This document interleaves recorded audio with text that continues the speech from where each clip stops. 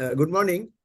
Actually, we have completed the schedule we do for all DNB and PG students.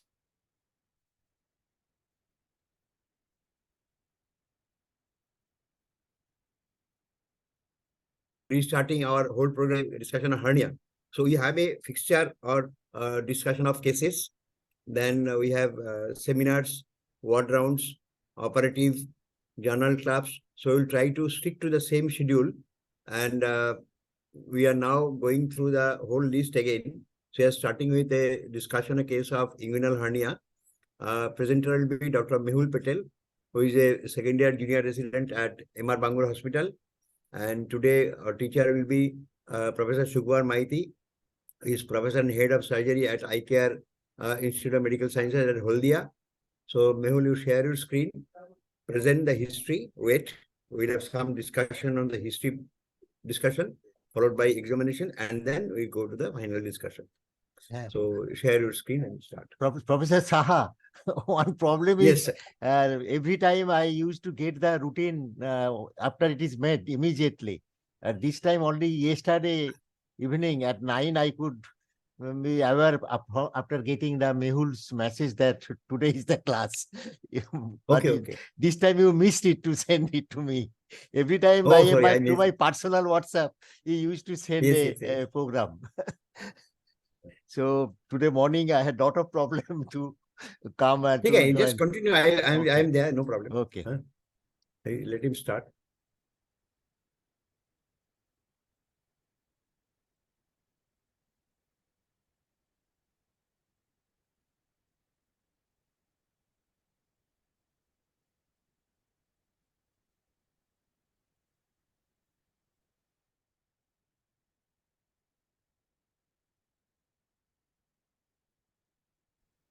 Good morning, everyone present. I'm Dr. Mehul Patel, second-year junior resident in MR Bangalore Hospital. I'll be presenting a case of unilateral inguinal hernia. Patient particulars: Mr. M, 68-year-old gentleman from Tollygunge, Kolkata, currently unemployed, presented with the chief complaint of left groin and swelling in the left groin and scrotum past three years, with an intermittent pain at the same side since 2 years. The patient was apparently well when he noticed a small swelling in the left groin about 3 years back. The swelling appeared spontaneously in the groin region and gradually increased to the present size of about 4 into 7 centimeters, extending towards the scrotum. The swelling became prominent on standing and walking and disappears on its own when the patient lies down. Patient gives a history of work involving lifting heavy material and prolonged standing 3 years back at the time the swelling when the first developed. Patient does not give a history of any swelling on the opposite side. Patient complains of aching pain over the site of the swelling past 2 years. The pain increases when the swelling is prominent and decreases when the swelling subsides, as when the patient lies down. Patient is a former smoker and has stopped smoking since 4 years. There is no history of long-standing cough or COPD, no history of chronic constipation. Bladder habit is normal. There is no dysuria, hesitancy, urgency, frequency, or acute retention of urine. There is no history of any fever, severe pain with redness at the site associated with vomiting or constipation, or sudden increase in the size of the swelling. No history of any previous surgeries on the same side, no other significant past histories. Okay, Mehul, you stop here. So then we'll continue later. So from the history, what is your diagnosis? So from the history, sir, I assume that Mr. M has been presented with a case of hernia, sir. Case of, you make a complete diagnosis. Case of left. Case of left side. History is suggestive of so many things. The history is suggestive of left-sided inguinal hernia. Deducible or irreducible? From the history, reducible inguinal hernia. So even before examination, not complicated. Yes, even before examination of the patient, from the history itself, you can come to a conclusion. Okay, and you will just justify and verify after your examination. So from the history, you have what are the pertinent point or significant point from the history by which you have said that it is a hernia? So the swelling is the spontaneous appearance of the swelling and reducibility of the swelling. The patient Is spontaneous appearance says of complaints of when Okay. swelling increases in size on straining. Okay, is the spontaneous appearance of a swelling is characteristic of hernia, or there are other swellings which also may appear spontaneously? So other swellings may also appear, sir. That is, I spontaneously. like to mention that is the hernial swelling is the only swelling which can be spontaneous? No, sir. What other swelling can be spontaneous in the groin? So Drop in the same side, in the groin and Same shoulder side. area. yes, sir. So hydrocele can develop, sir, gradually, and apart from that, sir, there could be Can you mention a swelling in the groin which appeared in a patient following a severe bout of cough in a asthmatic patient? After a severe bout of cough, a swelling appeared in the groin. Severe bout of cough. Severe Violent bout cough. of cough. Have you heard the rupture of inferior epigastric vein? Yes.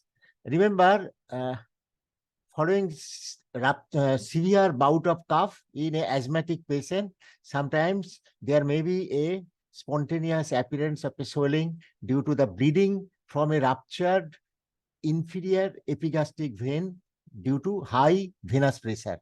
Okay. Okay. So what are the pathognomic signs of hernia?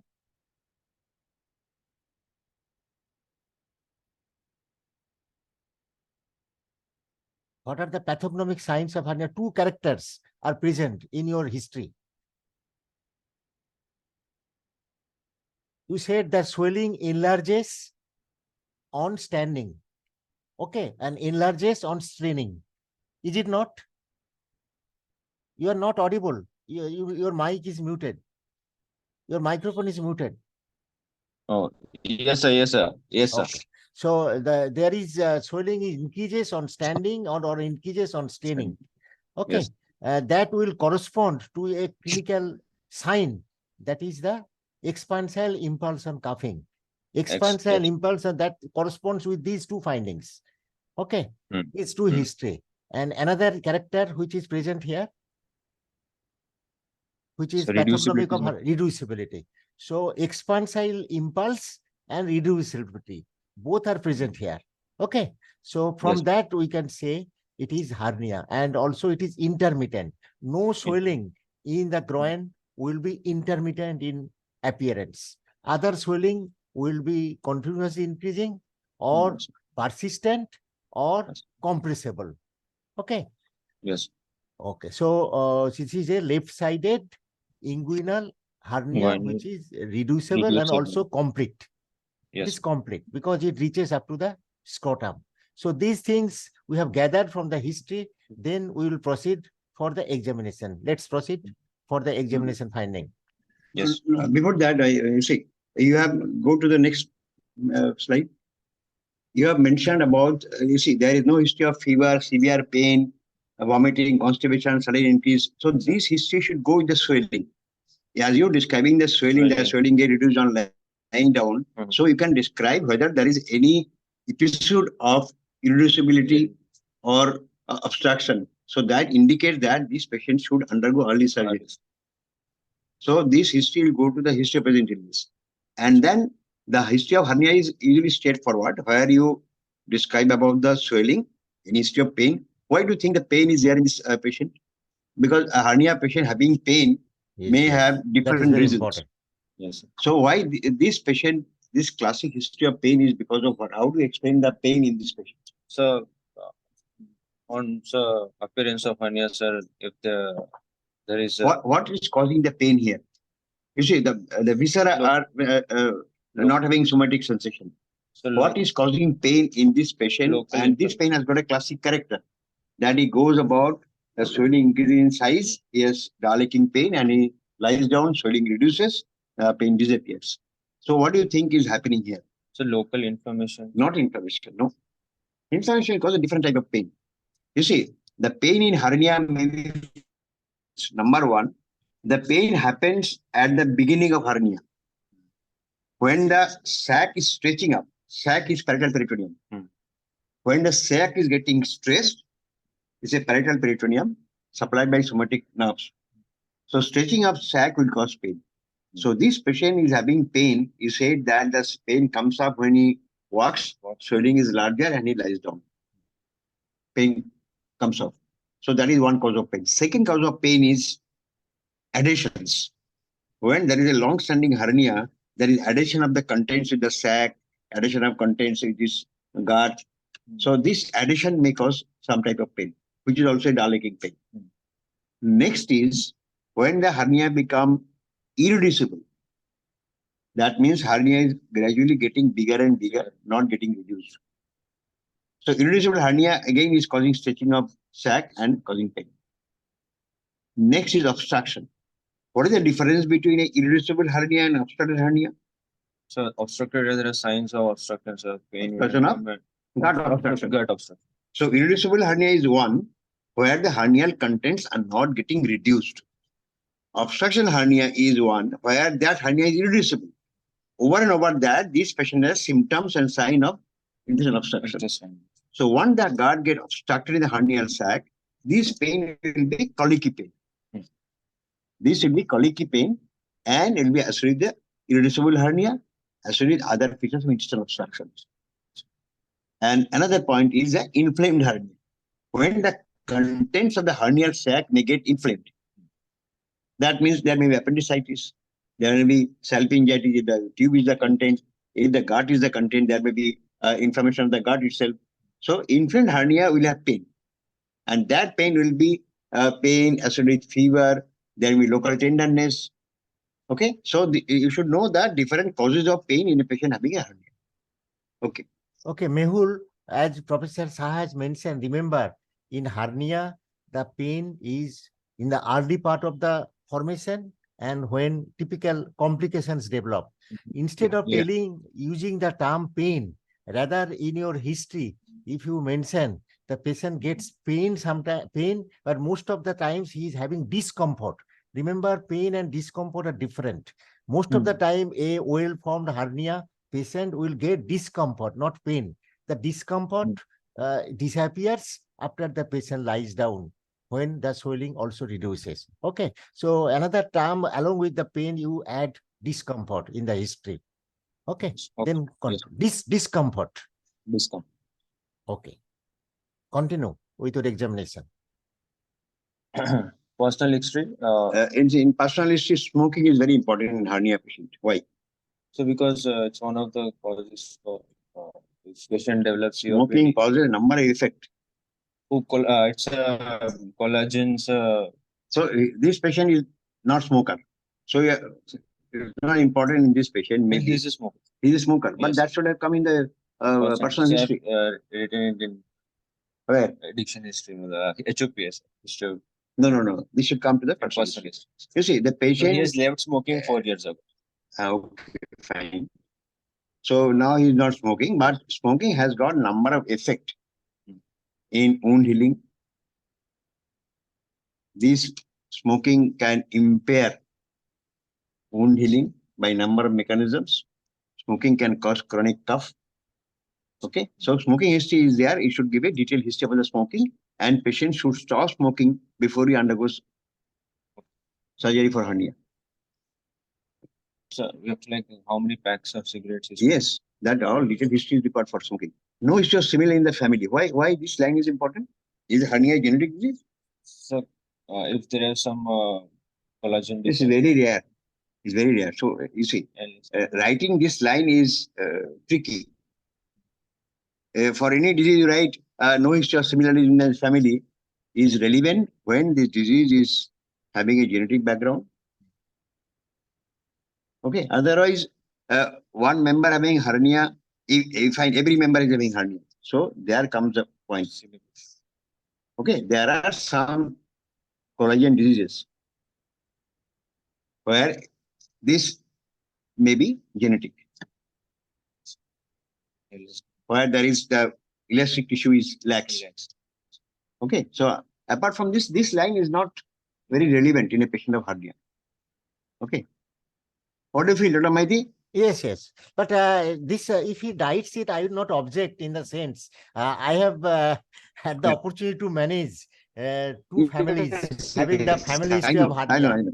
That's what I'm saying. If you have a history of family having this disease, yes, there comes a background. But otherwise, it's not a very common Not so common, entity of having. Yeah. But what I'm trying to say, you can avoid this line. If yes. there is a history of hernia in the family, he can mention that his brother or other member in the family also have similar disease. But if there is no history, that is not very significant in the sense that hernia is not a common genetic disease. Rather, you just casually mentioned no members of the family suffered from hernia. You can mention like that. As if you start the sentence with no history, it gets some weight. You get less weight by writing that no members of the family had hernia, but suffered from hernia, like that. Okay, next. Personal history is on mixed diet, no comorbidities, sleep appetite normal, no history of allergy to any drug or food. Family history, no significant family history. A 68-year-old gentleman presented with a swelling in the left groin and scrotum about 3 years back. The swelling appeared spontaneously in the groin and gradually increased to the present size of 4 into 7 centimeter, extending towards the scrotum. It becomes prominent on standing and walking and disappears on its own when the patient lies down. Patient gives a history of work lifting heavy material and prolonged standing 3 years back. At the time the swelling first developed, no history of any swelling on the opposite side. Patient complains of aching pain over the site of the swelling past 2 years. The pain increases when the swelling is prominent and decreases when the swelling subsides as and when the patient lies down. Okay, go back to that slide. In the summary, you should mention other quantitative points. No straining. No chronic straining. No chronic straining factors. Yes. Mehul, go back. Yes, sir. Here I suggest a few. The swelling appeared, instead of writing spontaneously, you use the term incidentally. But the patient noted the swelling incidentally 3 years back. Okay, and instead of writing it appears on standing or heavy weight. You just in the summary you can write it appears on straining and on standing. Okay, and another thing, a heavy material. Instead of writing heavy material, I will not prefer the word material. Lifting weight. As a medical student, you should write involved in when it lifts weight. Okay, instead of writing material, use the term weight. And 2 years back, the pain increases. Similarly, that pain and discomfort, I will prefer the term discomfort. Well, prominent and decreases when, and as Professor Shah has mentioned, remember the hernia is, if it is not complicated, most of the time it is painless. Most of the time it is painless. Yes, then proceed. And another thing you have not mentioned, what is the profession of the patient? So he's a daily wage worker, so he lifts neither you have mentioned in the history or in the summary. It is very important. Not only unemployed. 68 years patient should be unemployed. Unemployed, so but he is a professional is important. 68 years a manual laborer. So his job, his personal life in the sense of working, whether he had to do some work which causes some strain, which causes increased intra-abdominal pressure, like that. Because this that is not all personal history. This should be describing personal history. Anyway, here nowhere you have mentioned that. You should mention that, because that is not only important to understand or to assume the cause of the hernia, but that also imply something in the post-operative advice, in the discharge. How he will work, how he will modify his work after the operation. He may need some modification. And keep in mind that patient who are 60 plus, he should very specifically ask about urinary symptoms. Yes, patient may have some prostatic symptoms, which may be mild, starting with nocturia, increased frequency, micturition, urgency, hesitancy, retention. So that particular history should be very clearly written, particularly patient. Suppose a 30 years male patient, here prostatic symptom is not very important, but 30 years male patient may have some features of stricture urethra. So in that case, you should ask definitely about the urinary symptom. But in 60 plus patient, the prostatic symptoms are very important. Patient may have some subtle symptoms of prosthetic enlargement, which needs to be addressed before you embark for hernia surgery.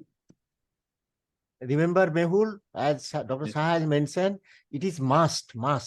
Above all 55 or 50 years patient, you should ask for the whether there is Yes. dysuria and the cough you have mentioned, and another thing, constipation. You may not ignore the constipation. And probably many of us has the experience of identifying hernia associated with a colonic or rectal carcinoma. Okay, Yes, yes. that is not so uncommon, remember. So constipation in elderly patient is a point you should also mention in the history. Next. General examination. The patient was examined after taking informed consent in a well-lit room with proper exposure. The patient was examined in both standing and supine position. The patient was conscious, alert, cooperative. Karnowski performance status 90. Build was average. Decubitus of choice. General examinations was essentially normal. In inguinal region examination on inspection in standing position, on the left-sided inguinal region, the swelling, we can see a swelling. Swelling extends from the middle of the inguinal region to the scrotum, but does not reach the bottom. The swelling is about 4 into 7 centimeter in dimension, smooth surface, rounded margin. Expansile impulse on cuff is seen. Skin over the swelling is normal. No visible peristalsis over the swelling. No deviation in the position of the penis, and testis can be seen separately from the swelling. Right-sided inguinal region is normal. Okay, On so go back. Just Yes. instead of wasting time, I am just mentioning few points. You should remember, you should mention also the shape.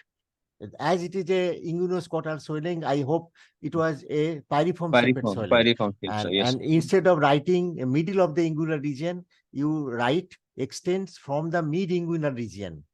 Instead of writing middle of the inguinal, better term will be from the mid-inguinal region into the scrotum. Okay. And okay, swelling is about 4 centimeter in dimension, the smooth surface, rounded margin, expansile impulse on cuff. You write visible expansile impulse, add the adjective.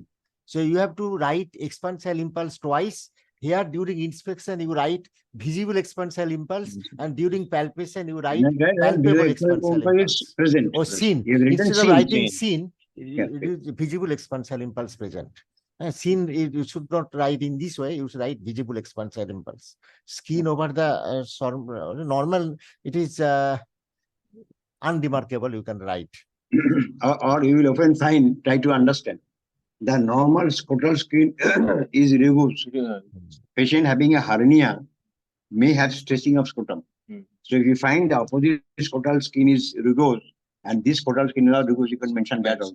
Because skin normal means normal scrotal rugosity has to be there. But if there is a hernia of this dimension going to the beyond the scrotum into the scrotum may get stressed, and rugosity may be effaced. Lost. And here you see the size of the hernia is not significant. So not so large. It is 4 to 7 centimeter. But you have written as a postgraduate student, no deviation in the position of the penis. It is true theoretically that for a large hernia, it may be deviated. But as you are presenting in a postgraduate class, and only 4 to 7 centimeter swelling will not cause any deviation of the penis, you may not write this point here. If it is asked, then you can tell that sometimes it may be deviated. You should not write. I think it is not prudent to write deviation of the penis to the opposite side. It is only possible for a very big hernia. Okay. Patient will be in front of you. Patient will in front of you, and the exam also will cover a part where you will demonstrate some clinical signs. So examiner might ask you what you are looking at, describe, looking at the patient itself. So if you find there is deviation, you should describe. There is no deviation, you should not describe. Another question is a controversy. I am pressing it also before Professor Saha and Dr. Manju Banerjee. And the first examination in our student days, the first examination should be in the standing position, inspection, then in the supine position.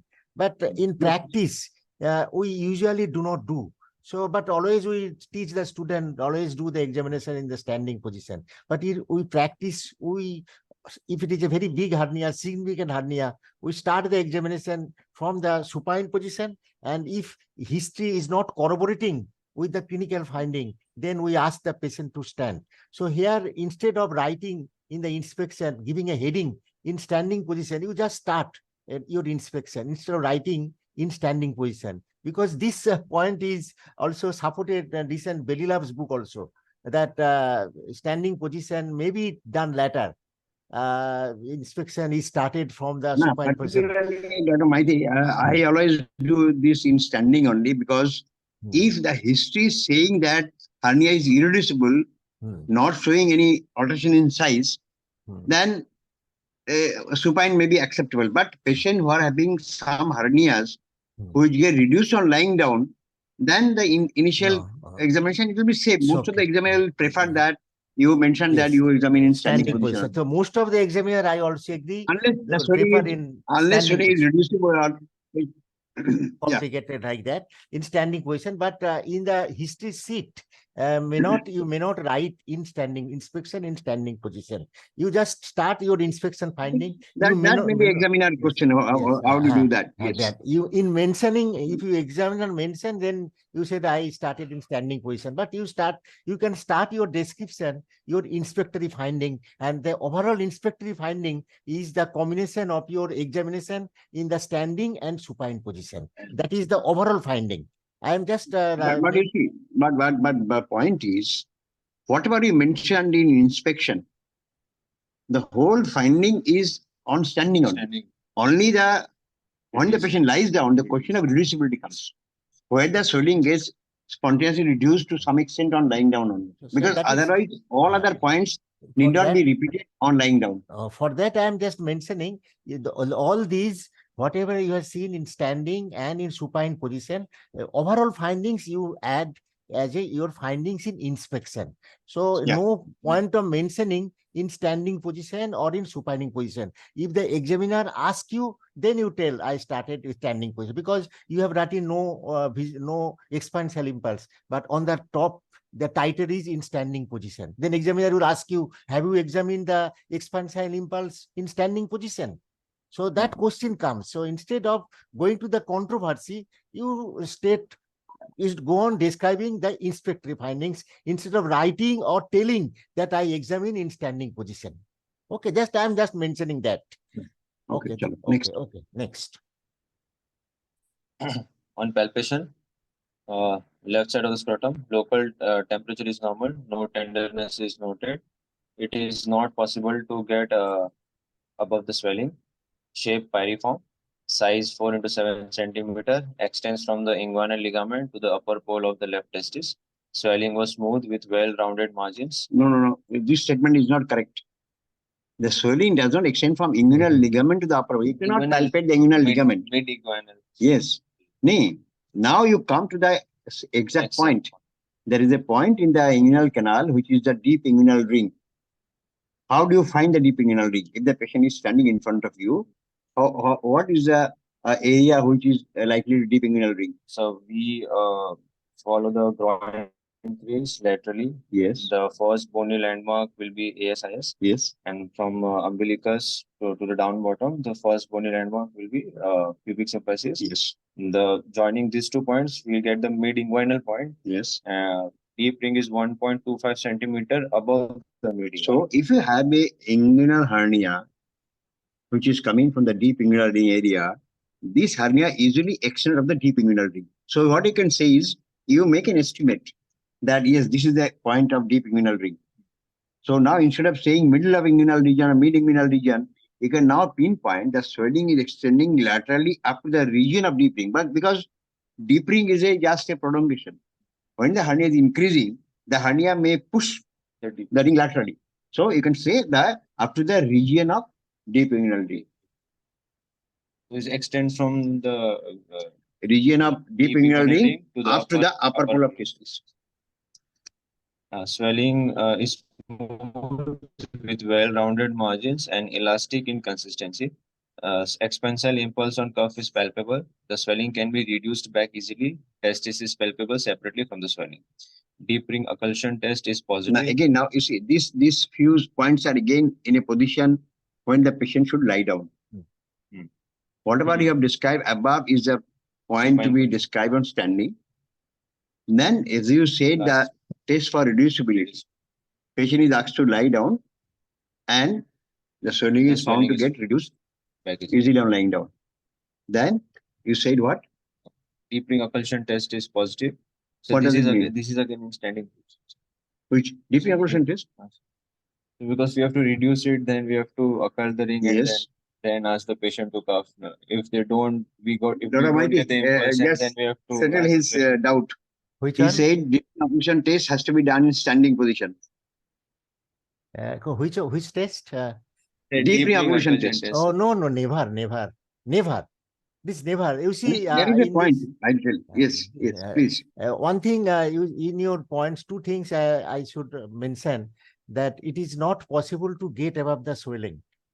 This test, get above the swelling, in a case of hernia, sometimes though it is coming from inside the abdomen, as it extends from the mid-inguinal region to the scrotum here, upper limit of the swelling is very much clear. So upper limit is possible to see and sometimes even possible to palpate. This test, the gate above the swelling, is only appropriate to differentiate a hydrocele, a typical scrotal swelling from an inguinoscrotal swelling. So here no need of writing gate above the swelling. Rather, it is continuous swelling from groin to scrotum. Only for a scrotal swelling, this test is important. So these things should not be written. No, Dr. Mighty, some examiner will stick around this. The point, he has to understand what this means. Point is, if the swelling is coming from the groin to the scrotum, if you go to the root of the scrotum, apart from spermatic cord, you will have a swelling. If it is a scrotal swelling coming from the bottom of the scrotum, it's going up, you can palpate the spermatic cord clearly near the cervical ring, between the cervical ring and the upper pole of testis. No, here To actually, get above the swelling, it should not be written. You should write that it is a inguinoscrotal swelling and the spermatic cord could not be separately palpated. Some examiner may prefer that he write this point, because the inference is that if he writing, it is not possible to get above the swelling, suggesting this to be inguinoscrotal swelling. That he can write. No, but what is your suggestion? Get above the swelling. No, what is your, Professor, what is your suggestion? Whether you will put this line, it was not possible to get above the swelling or not? I want to delete this. Because no, it should be there. Because the test is, you start palpating the swelling from the scrotum. As you go in the upper pole, near the root of the scrotum, there the thing come. In the root of the scrotum, now you find the swelling is below your fingers, you can palpate only the spermatic cord, the scrotal swelling. Then you write, it is possible to get above the swelling, suggesting this to be a scrotal swelling. Second, here is the hernia, where he is saying that as he coming to the root of the scrotum, he can now palpate the swelling is present in the root of the scrotum and going up. That means the fingers are not meeting above the swelling. And spermatic cord is not clearly palpable apart from the swelling. So he will write, it is not possible to get above the swelling, suggesting this to be inguinoscrotal swelling. This is a line most of the examiner might prefer. Okay.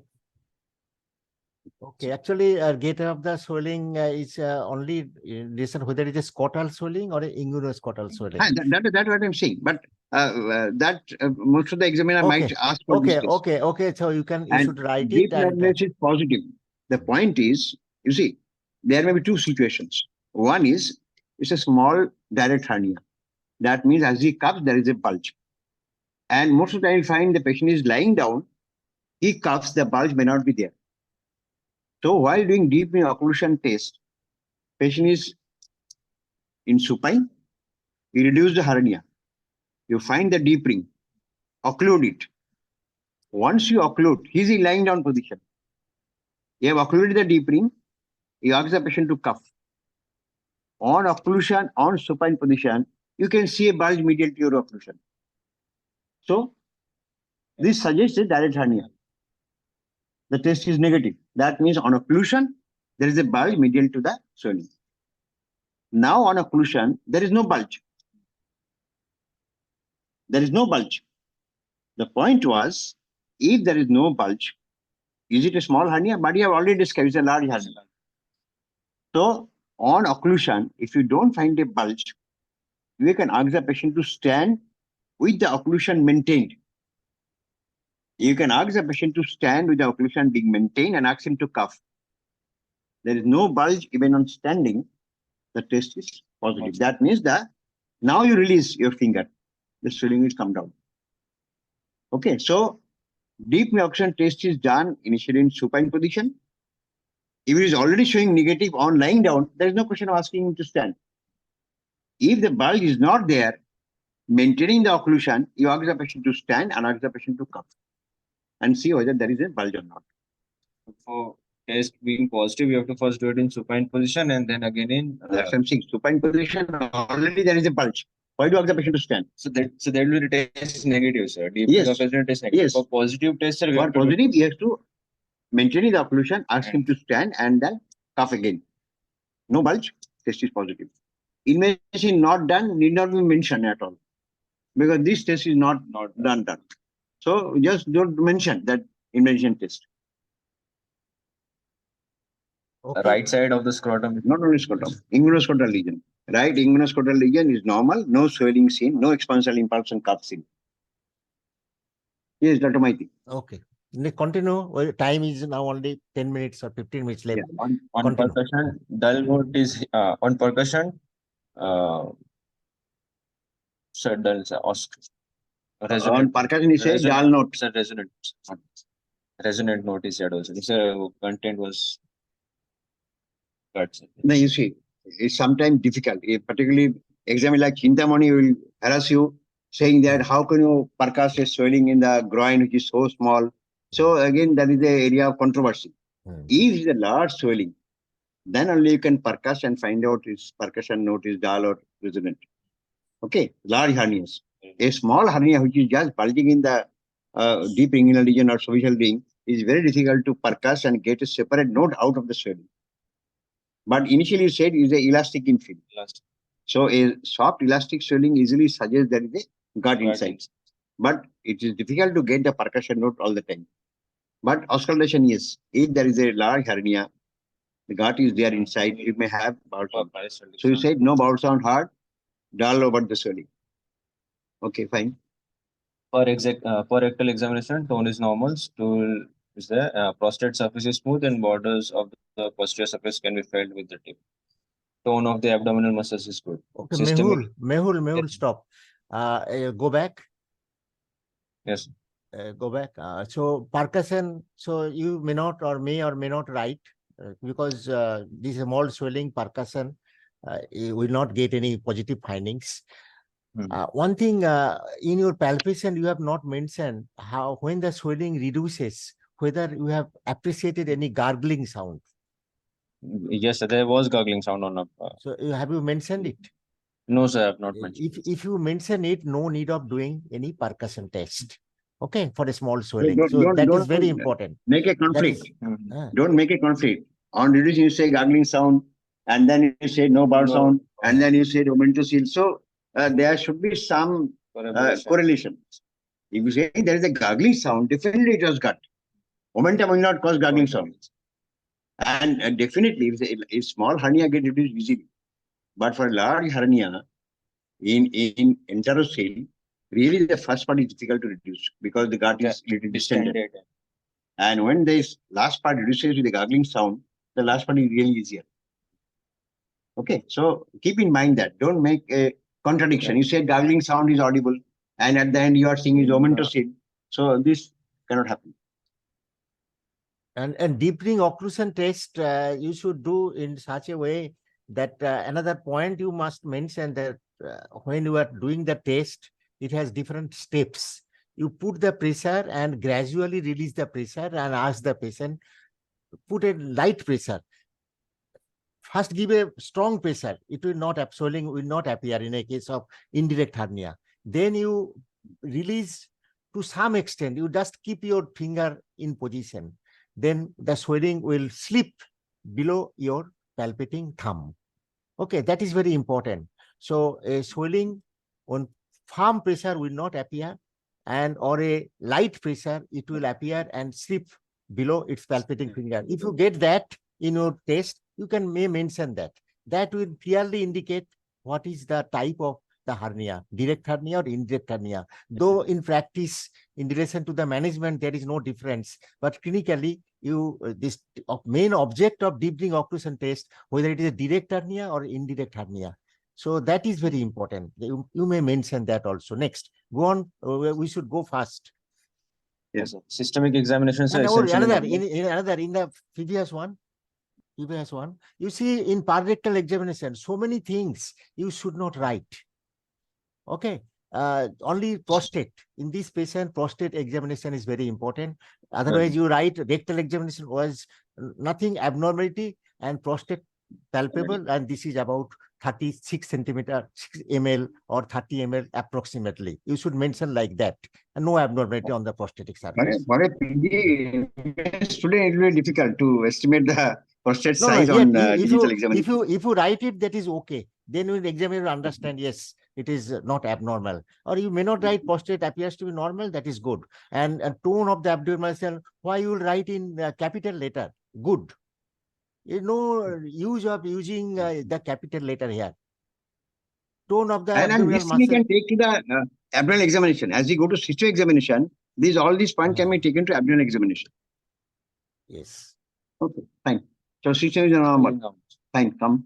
68-year gentleman presented with a swelling in the left groin and scrotum about 3 years back, which appeared spontaneously in the groin region and gradually increased to the present size of 4 into 7 centimeter, extending towards the scrotum.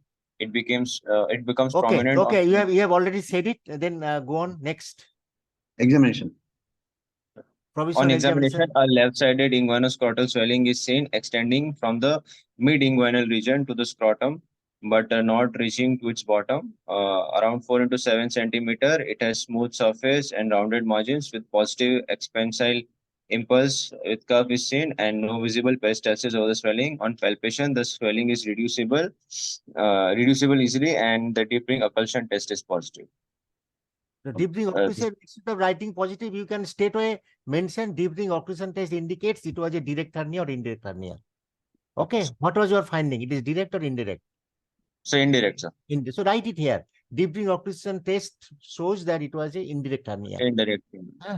Okay. And no visible peristalsis you should not mention here. Okay. Okay, sir. Next. So this is a case of left-sided, reducible, incomplete, indirect inguinal hernia containing gut without any features of complications at present. How will you differentiate incomplete and complete hernia? So complete hernia, complete hernia generally is a presence from the Hasselbeck's triangle. Complete hernia. So sorry, sir. I was saying direct, indirect. So complete hernia, sir, reaches up to the bottom of the scrotum, sir. And testis is not separately palpated separately. Okay, you actually, primary lateral 2. What does it mean? So primary, sir, means this is the. You see, in a hernia now, ventral hernia, inguinal hernia, we should add as per EHS classification. This is this. Yes. So if you say these two bracket words are as per EHS classification. So it is L. L means indirect. Is lateral or indirect hernia. Indirect. P means primary. That means not a recurrent hernia. Not a recurrent. And 2 is what? The size. Size of the ring. 1, 2 centimeters. Yes. So it's in my finger also. Okay. So if you put your finger on reduction, you can assess the gap in the canal. So you should mention what you're trying to say. So you should be reading about the European hernia study classification for groin hernia, ventral hernia. Good. Mehul, actually there are many controversies in hernia examination, in description. So here the term complete or incomplete, remember, the complete hernia is sometimes described as a hernia which crosses the superficial inguinal ring and reaches the scrotum, anywhere in the scrotum. Even if it reaches to the upper part of the scrotum, then it is also described by some as the complete hernia. Incomplete hernia is, okay. And when you say it is reaching up to the upper pole of the testis, better term will be funicular type of hernia. And if it reaches up to the bottom of the scrotum, just in front, lying in front of the testis, that is a scrotal type of hernia, sometimes described like that. So there is controversy here. To avoid the controversy, any hernia which reaches up to the upper part of the scrotum, better term will be funicular. Okay, I will suggest a funicular. Actually, funicular is a type of incomplete hernia. When you say incomplete hernia, it's a bivonocyte, confined inguinal canal. And then, as you go to the upper pole, it's a funicular. So it's one type of incomplete hernia. So this is now more or less settled. People accept that any hernia coming to the bottom of the scrotum, going around the testis is incomplete. And anything to the upper pole or beyond the cervical ring is still considered as incomplete. Okay, still controversy is there. Yes, it is there. But one should be flexible. If the examiner is in favor of saying, no, it should be complete, yes, be flexible. Superficial inguinal ring is many examiner, I think, will take it as a landmark, whether for a complete or incomplete hernia. Okay. Depends on examiner. Okay. Next. So you have to justify all the points. Already you have justified why it is hernia.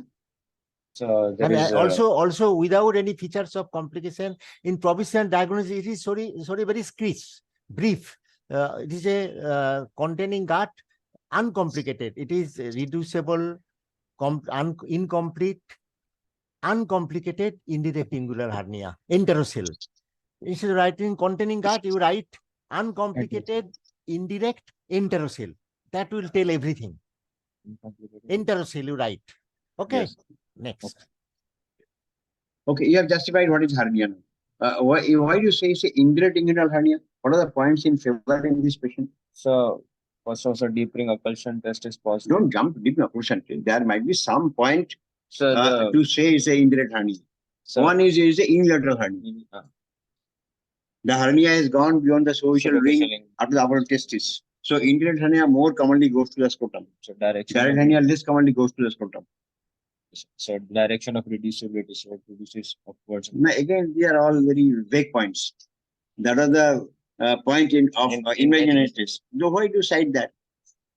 You see, unilateral hernia is going to the scrotum and deep invaginatus is positive. That's it. Don't add up other. You say the invaginatus is not done. Now you are trying to take a point from invaginatus. Proceed. So Proceed. All the time is coming to the end. You said no complications. Mention few complications which maybe they are in a inguinal hernia, which are clinically already Professor Sahab, you have mentioned those. In the initially during history, you have mentioned irreducibility. Yes. Second, obstruction. Third, strangulation. Next, incarceration. These are all interchangeable terms. If you say obstruction, strangulation, the incarceration is again a loose term for say obstruction. What else? Say inflammation. Inflamed hernia. Okay, and patient is not treated. Long-standing hernia. Get on increasing. So this can lead to a scrotal abdomen. Major part of abdominal content may come down to the scrotum, and scrotum may hang almost up to the mid-thigh or knee even.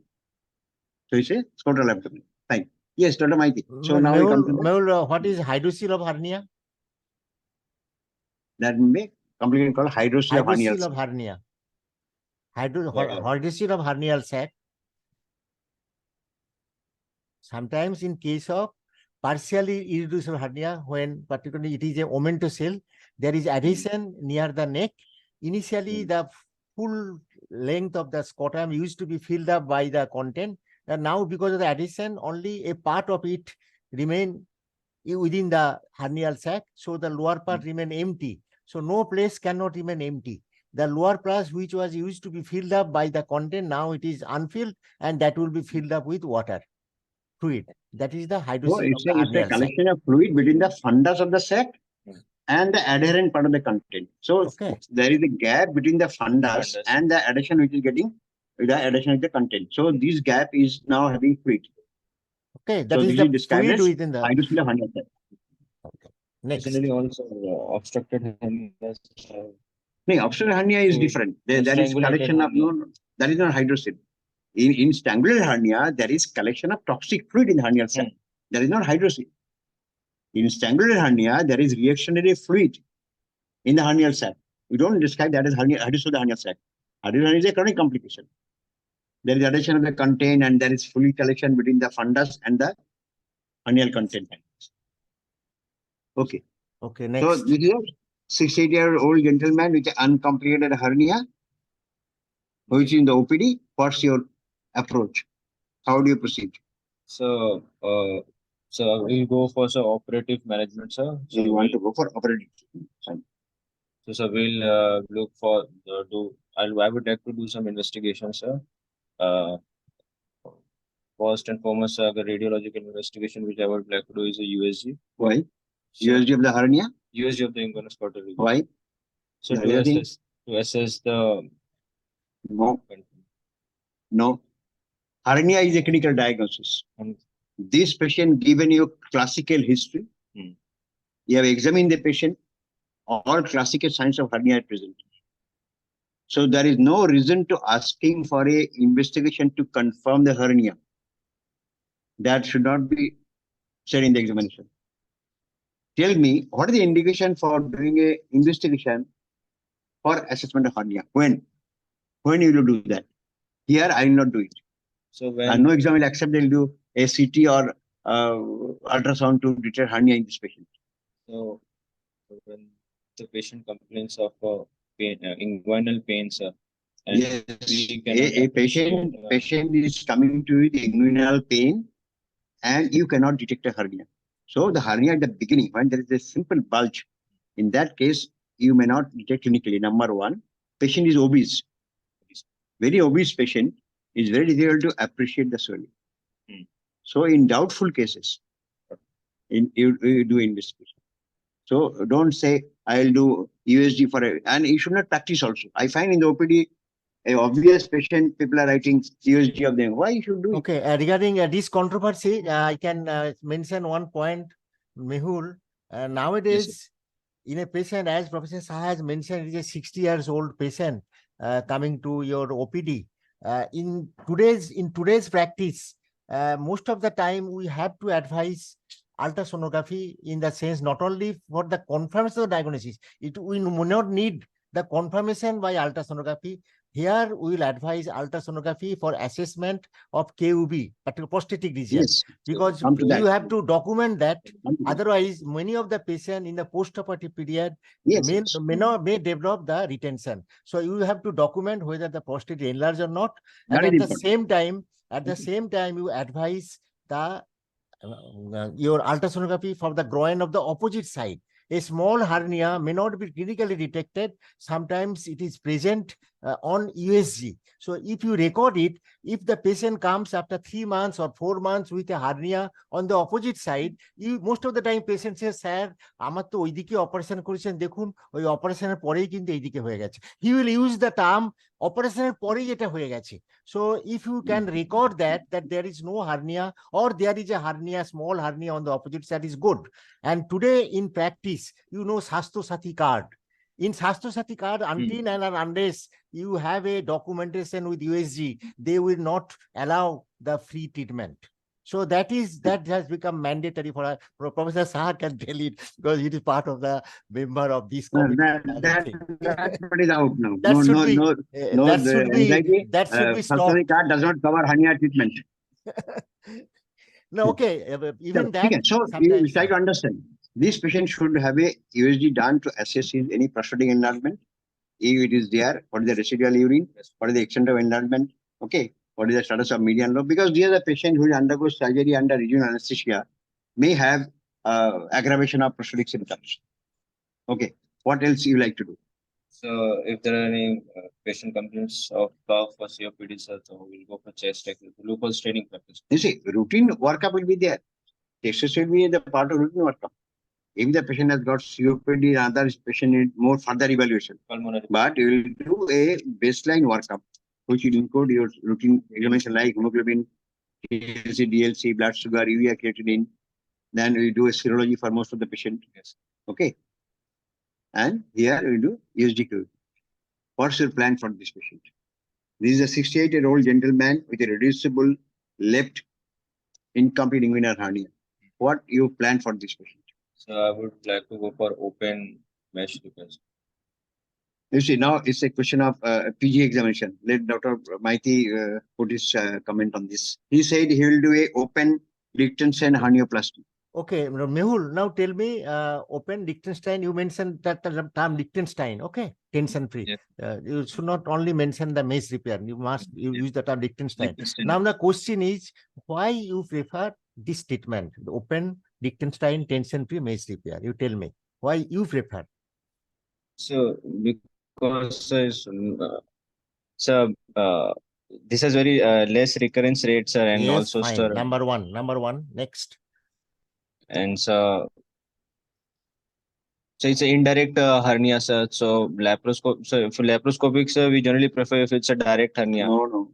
Okay, you just tell like this. I will prefer this because the recurrence rate is much less with this type of repair that is proved.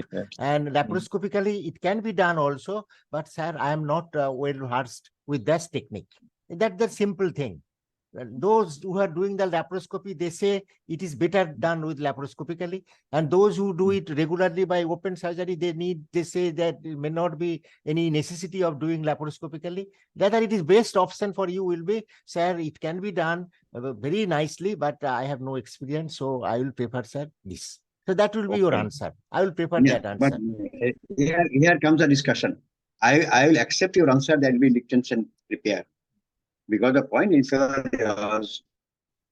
if you see the hernia surgery history now, Liechtenstein was declared as a gold standard operation for inguinal hernia, number one.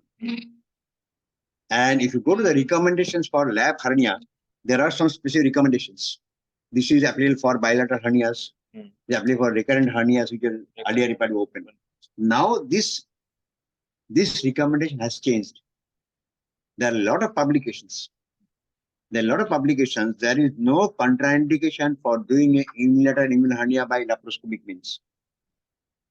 So the point is, we need to have the expertise and infrastructure to do a groin hernia. So your answer in the exam may be a Liechtenstein repair, but if the examiner is minimal invasive surgery minded, he will prefer that it be conversion to the lab repair route. Now these are interchangeable. It is not that the Liechtenstein scores over laparoscopic. The only thing in laparoscopy is you have to hernia is considered as an advanced laparoscopic procedure.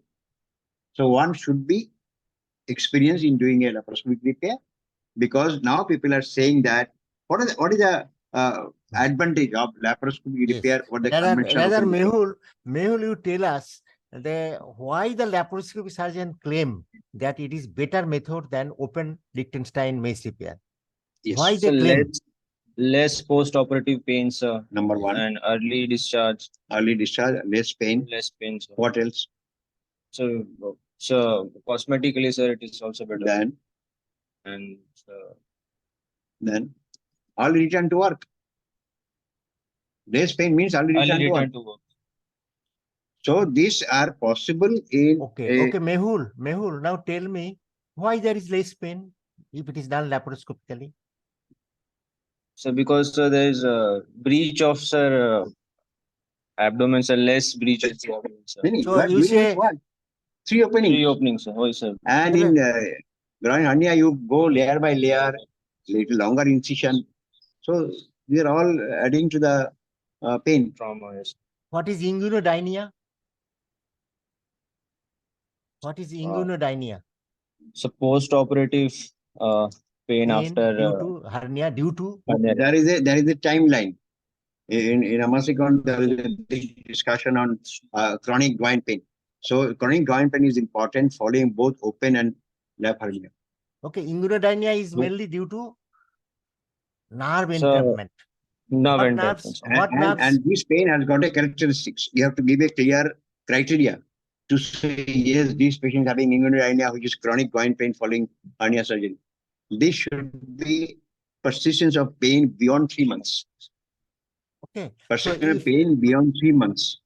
And if you talk of is it this possible? Pain, Is it possible to have inguinodynia due to nerve entrapment if it is done laparoscopically? If the So- hernia is performed laparoscopically, is there any Mhm. chance of inguinodynia due to nerve entrapment of ilioinguinal and iliohypogastric nerve? Some if there is entrapment Is it between the mesh. question is simple? Question question. is simple. possible in- Yes or No, no? No. Is it possible What for what is it? So, no. This technical part is different.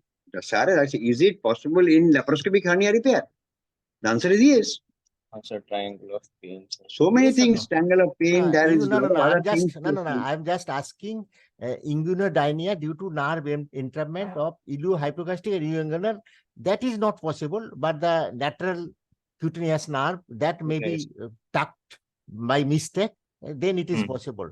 But nerve entrapment due to ilioinguinal and iliohypogastric nerve is not possible in laparoscopical because that remains superficial to the conjoint tendon. But the nerve, the mesh placement in laparoscopic hernia is behind the conjoint tendon. Okay. Bad technique in laparoscopy can cause injury to Danger. all these nerves.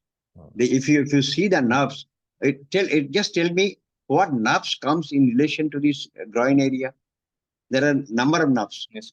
You start from the lateral side. The lateral cutaneous. Lateral side. What is the guideline that you find it there? If you go laparoscopically, you start from the anteroscopic spine and then create the space. Why do you find the lateral thigh? Relation between the anteroscopic spine? 2 centimeter medial to anteroscopic spine. So as you start lifting the peritoneal flap, the lateral nerve thigh comes in view. As you make the lateral space, you expose a muscle. That muscle is psoas. What nerve lies in front of psoas muscle? Genitofemoral nerve. So as it comes in the psoas, it gives a genital branch. It gives a femoral branch. So as gives both these branches, femoral branch, if you are tacking below the inguinal ligament, in that triangle of pain, you can interrupt that also. So genitofemoral nerve. Next is iliohypogastric nerve. Iliohypogastric nerve is a mixed nerve. As it comes to the inguinal canal, it becomes a cutaneous nerve. So as you place the mesh, as you tack, you can tack the iliohypogastric nerve also. Ilioinguinal nerve comes in the cord. So while dissecting the cord structure, ilioinguinal nerve will not come in your dissection in the area where you're doing the lap surgery, because it joins the cord beyond the deep vein. You're working deep to the deep vein. Okay, so these nerves can come. So inguinodynia is a very important entity which can happen both open and laparoscopic repair. You said you'll do open repair. What important step you should follow while doing a Lichtenstein repair particularly? It is described as a tensionless repair. Why it is a tensionless repair? Why it is earlier there are a lot of repair which used to suture one layer to the other, and the criticism was it causes tension. What is the beauty in the Lichtenstein repair? That is a tensionless repair. It allows the fibrous tissue to go in between. No. After you dissect the sac, you are explaining the inguinal canal. In a conventional repair, you oppose the conjoint tendon, the inguinal ligament. That is the cause of tension. What are you doing in Lichtenstein? You just put the mesh. You don't bring the conjoint tendon, inguinal ligament area.